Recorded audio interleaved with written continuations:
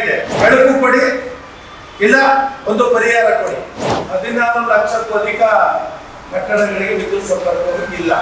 Court ಆದೇಶವನ್ನು ಮುಂದೆ ಇಟ್ಟು ಬೇರೆ ತರದಲ್ಲಿ ವ್ಯವಸ್ಥೆಗೆ ಓಡಾಡ್ತಾ ಇದ್ದಾರೆ. ಮುಖ್ಯಮಂತ್ರಿಗಳು ಮನ್ಸು ಮಾಡಿದ್ರೆ ಒಂದು ದಿನಕ್ಕೆ ಮಾಡುವುದು. ಅವ್ರು ಕರೆಂಟ್ ತಗೊಂಡಿದ್ದಾರೆ, ನಿಮ್ಗೆ ಕರೆಂಟ್ ಕೊಡೋದು ನಿಮ್ ನೋವು ಅಂತದೆ.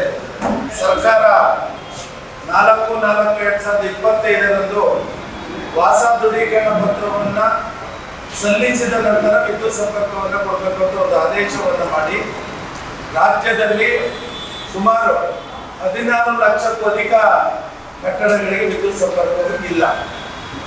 ಅದರ ಒಂದು ನಿರಂತರ ಹೋರಾಟದ ಪ್ರತಿಫಲ ನಾವು ಮಾನ್ಯ ಮುಖ್ಯಮಂತ್ರಿಗಳು, ಉಪಮುಖ್ಯಮಂತ್ರಿಗಳು, ಇಂಧನ ಸಚಿವರು ಹಾಗೆ ಇಂಧನ ಇಲಾಖೆ ಹಲವಾರು ಅಧಿಕಾರಿಗಳನ್ನ ಭೇಟಿ ಮಾಡಿದ್ರು. ಏನು ಸುಪ್ರೀಂ ಕೋರ್ಟ್ ಆದೇಶ ಬಂದಿದೆ ಅದರ ಹಿಂದೆ ಯಾವ್ಯಾವ ಅಪ್ಲಿಕೇಶನ್ ಅಥವಾ ತಾತ್ಕಾಲಿಕ ವಿದ್ಯುತ್ ಸಂಪರ್ಕ ಹೊಂದಿದ್ದಾರೆ ಅವರಿಗೆ ವಿದ್ಯುತ್ ಸಂಪರ್ಕವನ್ನು ನೀಡಬೇಕು ಅಂತ ನಾವು ಮನವಿಯನ್ನ ಕೊಟ್ಟು ಒಂದು ಪತ್ರಿಕಾಗೋಷ್ಠಿಯನ್ನು ಸಹ ಮಾಡಿದ್ವಿ. ಗ್ರಾಹಕರದ ಸ್ಲೋಗನ್ ಒಂದಾಗಿದೆ, ಕರೆಂಟ್ ಬೆಳಕು ಕೊಡಿ, ಇಲ್ಲ ಒಂದು ಪರಿಹಾರ ಕೊಡಿ. ಇಲ್ಲ ಸರ್ಕಾರ ಒಂದು ನಿರ್ಧಾರ ಮಾಡಿ ಡೆಮಾಲಿಷ್ ಮಾಡಬೇಕು, ನೋಡೋಣ ಅವಾಗ ಏನಾಗ್ತದೆ ಅನ್ನೋದು. ನೀವು ಇನ್ನೂ ಜನ ಕಟ್ತಾ ಇದ್ದಾರೆ, ನೀವು ಈಗಲೂ ಹೋಗಿ ನೋಡಿ, ಜನ ಗ್ರಾಹಕ ಕಟ್ತಾ ಇದ್ದಾನೆ. ಅವನಿಗೆ ಬೇಕಾದಂಥ ಇನ್ಸ್ಟ್ರಕ್ಷನ್ ಕಾರ್ಪೊರೇಷನ್ ಇರ್ಬೋದು, ಸ್ಥಳೀಯ ಸಂಸ್ಥೆಗಳ ಇಂಜಿನಿಯರ್ಗಳಿರ್ಬೋದು, ಯಾರು ಮಾಹಿತಿಯನ್ನು ಕೊಡ್ತಾ ಇಲ್ಲ. ಒಂದು ರೈತ ಕೌಶೆಟ್ ಕಟ್ಟಿದ್ರೆ ಕರೆಂಟ್ ಕೊಡಲ್ಲ. ಬೆಸ್ಕಾಂ ಕಂಪ್ನಿಗೆ ತಗೊಳ್ಳಿ ಫೋನ್, ಕೌಶೆಟ್ಗೆ ಕೊಡಲ್ಲ, ಕೋಳಿ ಫಾರ್ಮ್ಗೆ ಕೊಡಲ್ಲ. ಇವತ್ತು ಕುರಿ ಸಾಗಾಣಿಕೆ, ಹೈನುಗಾರಿಕೆ ವಿದ್ಯುತ್ ಸಂಪರ್ಕ ಕೇಳಲು ಓದಿಸಬೇಕು.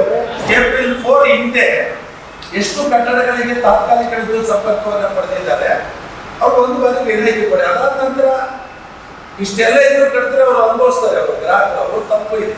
ಅಥವಾ ಕನ್ಸ್ಟ್ರಕ್ಷನ್ ಸ್ಟಾಪ್ ಮಾಡಿ ಸರ್ಕಾರದ ಆದೇಶವನ್ನು ಪಾಲನೆ ಮಾಡಬೇಕು. ಕೊಂಡಗೊಂಡಿರೋ ಕಟ್ಟಡಗಳಿಗೆ ವಿದ್ಯುತ್ ಸಂಪರ್ಕವನ್ನು ಕೊಡಿ. ಮಂಗಳೂರು ಮತ್ತು ಉಡುಪಿಗೆ ಒಂದೇ ಒಂದು ಕಟ್ಟಡಕ್ಕೆ ವಿದ್ಯುತ್ ಸಂಪರ್ಕ ಕೊಡಕ್ಕಾಗಿಲ್ಲ.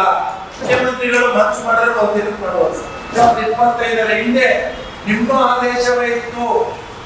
ಏನು ಮನೆಯನ್ನ ಕಟ್ಟಿದರೆ ಒಂದು ಆರ್ಕಿಟೆಕ್ಟ್ ಅದಕ್ಕೆ ಬೇಕಾದಂತ ಅಡ್ರೆಸ್ ಬುಕ್ ಮತ್ತು ನಕ್ಷೆಯನ್ನು ಕೊಟ್ಟರೆ ನಿಮ್ಗೆ ವಿದ್ಯುತ್ ಸಂಪರ್ಕವನ್ನು ಕೊಡ್ತಿರೋ ಆದೇಶ ಇತ್ತು.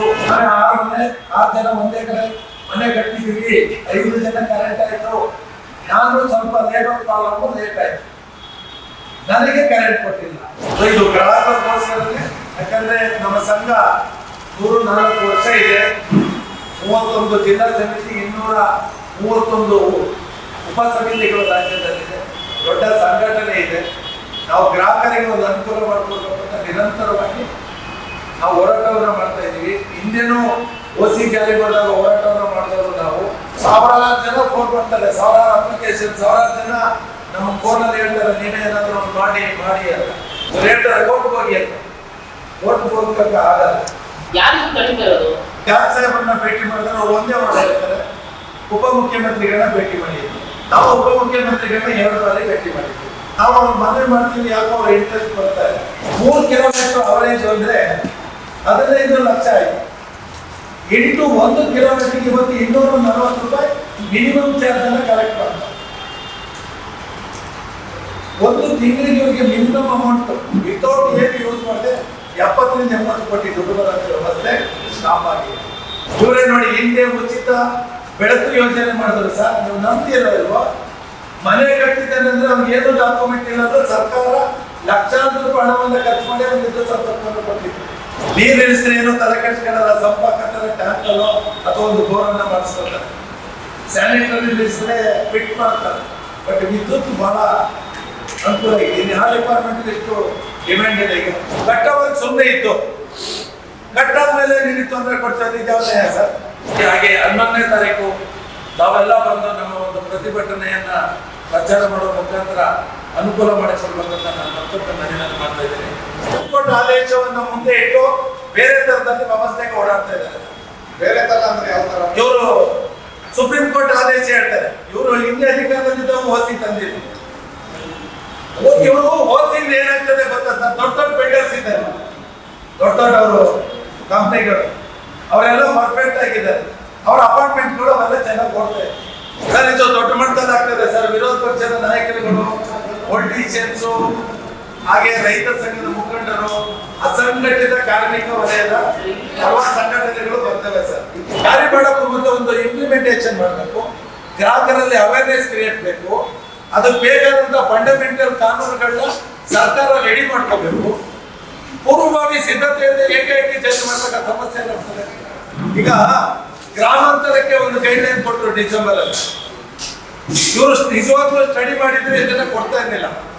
ಗ್ರಾಮಾಂತರಕ್ಕೆ ಒಂದು 5 ಚದರ ಮನೆ ಕಟ್ಟಿದ್ರೆ ಓಸಿ ಫ್ರೀ ಅಂತ ಕೊಟ್ಟು 1200 ಸ್ಕ್ವೇರ್ ಫೀಟ್ ಅಂತ ಗ್ರಾಮಾಂತರ ಕೊಟ್ಟರಲ್ಲ.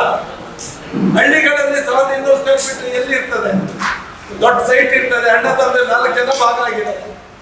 1200 ಅಡಿ ಬಂದ್ರೆ ಕರೆಂಟ್ ಕೊಡಲ್ಲ ಹಳ್ಳಿಯಲ್ಲಿ. ಕರೆಂಟ್ ಕನ್ಸಂಪ್ಷನ್ ಮಿನಿಮಮ್ ಚಾರ್ಜ್ 100 ಕೊಟ್ಟು 5 ಕಂಪ್ನಿಯಿಂದ ಲಾಸ್ ಆಗ್ತದೆ ಒಂದು ತಿಂಗಳಿಗೆ. ಆ ರೀತಿ ಎಷ್ಟು ಸರ್ ಲಾಸ್ ಆಗಿದೆ? ಸುಮಾರು ಈಗ 11 ತಿಂಗಳಿಗೆ ಒಂದು 1500 ಕೋಟಿ ರೂಪಾಯಿ ಮಿನಿಮಮ್ ಚಾರ್ಜ್ ಹೋಗಿದೆ. ಓವರ್ ಆಲ್ ಅಂದ್ರೆ ಒಂದು 5,000 ಕೋಟಿಗೆ ಲಾಸ್ ಆಗಿದೆ. ಇದು ಸರ್ಕಾರಕ್ಕೆ ಇದೆ ಲಾಸೇ ಅಲ್ವಾ ಇದು? ಸರ್ಕಾರಕ್ಕೆ ಲಾಸ್ ಆಗಿದೆ. ಆ ಲಾಸನ್ನ ಈಗ ರೇಟ್ ಜಾಸ್ತಿ ಮಾಡಿ ಗ್ರಾಹಕರ ಮೇಲೆ ಹಾಕ್ತಾರೆ. ಈಗ ಕೋರ್ಟ್ ಅವ್ರು ಹೇಳ್ತಾರೆ, ಪದೇ ಪದೇ ಹೇಳ್ತಾರೆ ಕೋರ್ಟ್ ಡೈರೆಕ್ಷನ್ ಏನು ಮಾಡೋಕ್ಕಾಗ್ತದೆ? ಕೋರ್ಟ್ ಡೈರೆಕ್ಷನ್ ಭಾರತ ದೇಶದ ಇತರ ರಾಜ್ಯಗಳಿಗೆ ಇಲ್ಲದ ಕೋರ್ಟ್ ಡೈರೆಕ್ಷನ್ ಕರ್ನಾಟಕ ಯಾಕೆ ಇದೆ? ನಾವು ಒಂದೇ ಒಂದು ಕ್ವಶನ್ ಕೇಳ್ತೀವಿ. ಇವತ್ತು ಕೋರ್ಟ್ ಡೈರೆಕ್ಷನ್ ಹೇಳ್ತಾ ಇದ್ದೀರಲ್ಲ, ಹಿಂದೆ ನೀವು ಸರ್ಕಾರವನ್ನು ನಡೆಸುವಾಗ ಓಸಿ ಜಾರಿ ಮಾಡಿದ್ರಿ, ಆವಾಗ ಯಾವ ಕೋರ್ಟ್ ಆದೇಶ ಮಾಡಿತ್ತು? ಅದೇ ಮತ್ತೊಂದು ಸರ್ಕಾರ ಬಂದಾಗ ಅದನ್ನ ಕ್ಯಾನ್ಸಲ್ ಮಾಡ್ಕೊಂಡು 2022 ನವೆಂಬರಲ್ಲಿ ನಮ್ಮ ಅವತ್ತಿನ ಮುಖ್ಯಮಂತ್ರಿಗಳು ಇಂಧನ ಸಚಿವರುಗಳು ರದ್ದು ಮಾಡಿ ಕೊಟ್ಟರು. ನೀವು KRC ಕಾನೂನನ್ನು ಫಸ್ಟ್ ತಿದ್ದುಪಡಿ ಮಾಡಿ